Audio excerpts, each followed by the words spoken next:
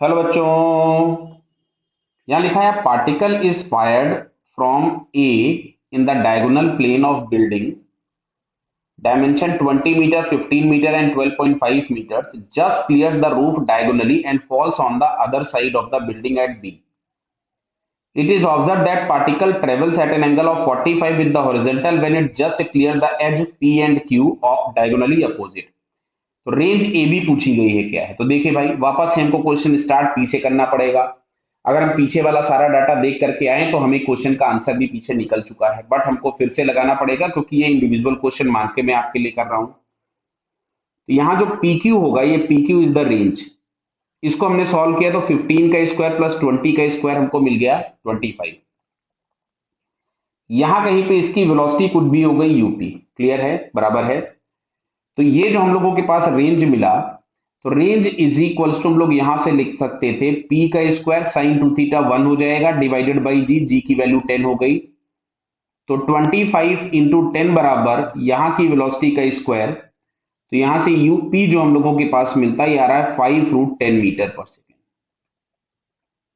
Clear है बेटाइए। तो यहां से हम लोगों को ये मिल गया। अब ध्यान से सुनिएगा, अगर हम ए पॉइंट पे वेलोसिटी कुछ भी यू ले ले, इसका एंगल ऑफ प्रोजेक्शन कुछ भी हम थीटा ले ले, तो इसका यहां पे एक कंपोनेंट हमको मिलेगा यूएक्स और एक कंपोनेंट मिलेगा यूवाई। तो ये जो यूवाई होगा ये टाइम ऑफ फ्लाइट डिसाइड करेगा और यूएक्स हम लोगों के पास हॉरिजॉन्टल रेंज ले जाने में काम करेगा। क्लियर। तो देखिए, अब इसका जो हॉरिजॉन्टल कंपोनेंट है किसका, इस वेलोसिटी का, इस डायरेक्शन में समथिंग कुछ हम लोगों के पास मिलेगा यूपी कॉस 45।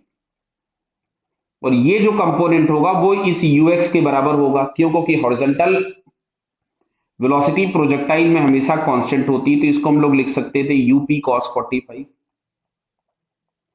जो कि हमारे पास यहां से मिलेगा 5√5 मीटर पर सेकेंड। क्लियर। चलिए साहब, इसका हॉरिजॉन्टल कंपोनेंट मिल गया। अब वर्टिकल की बात करते हैं। तो यहां पे जो पॉइंट पी पे इसकी वर्टिकल वेलोसिटी होगी, जिसको हम लोग लिखेंगे यूपी साइन 45। तो समझ में आ रहा है, ये भी हम लोगों को 5√5 ही मिल जाएगी। तो अब अगर हम इसके वर्टिकल मोशन की बात करें,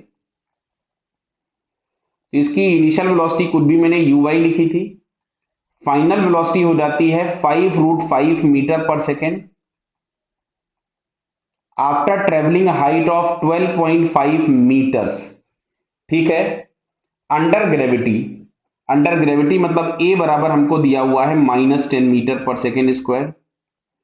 तो यहां से अगर हम लोग इसका इनिशियल वेलोसिटी निकाले तो हम लोग लिखेंगे V square is equal to U square plus 2as। तो यहां पे अब हम लोग इसकी वैल्यूज पुट कर देते हैं। क्लियर है। तो अगर मैंने वैल्यूज पुट किया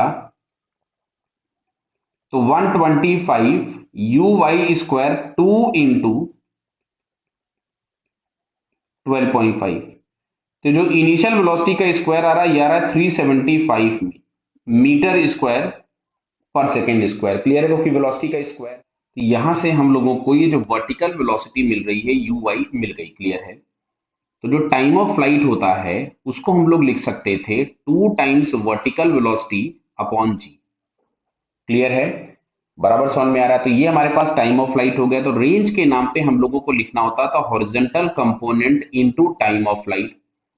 तो हॉरिजॉन्टल कंपोनेंट देखिए, इसमें हम लोगों के पास कितना मिल रहा था 5√5। लिख देता हूं मैं यहां से 5√5 into 2 times 2/g into root of 375 को हम लोग लिख सकते थे 5√15। 5√15। क्लियर है क्या? तो देखिए 5 इंटू 2 से तो ये कैंसिल हो गया, आपके पास 10 हो गया। ठीक है। तो ये हम लोगों के पास आ रहा है 5, और ये अंडर रूट के अंदर में 5 इंटू 15, इसको फिर से हम 5 इंटू 3 लिख दें, इसका एक 5 और बाहर चला जाएगा, तो ये हमारे पास आ जाएगा 25√3 मीटर। क्लियर है। So this is the range. बराबर। तो ये अगर हम लोग चेक करें तो 25√3 मीटर हम लोगों को ये सेकंड वाले ऑप्शन में दिख रहा है। So it's second answer is correct. Okay बेटा, ऑल द बेस्ट।